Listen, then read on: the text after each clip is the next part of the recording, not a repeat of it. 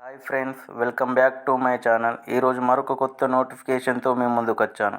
అదేంటంటే ఆంధ్రప్రదేశ్ రాష్ట్రంలోని యూనివర్సిటీలో పిహెచ్డి సీట్ల భర్తీకి ఏపీఆర్ సెట్ నోటిఫికేషన్ విడుదలైంది. ఫిబ్రవరి 20వ తేదీ నుంచి మార్చి 19వ తేదీ వరకు దరఖాస్తు చేసుకోవచ్చు.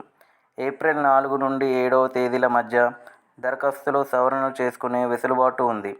ఏప్రిల్లోనే ప్రవేశ పరీక్షలు నిర్వహించే అవకాశం ఉంది.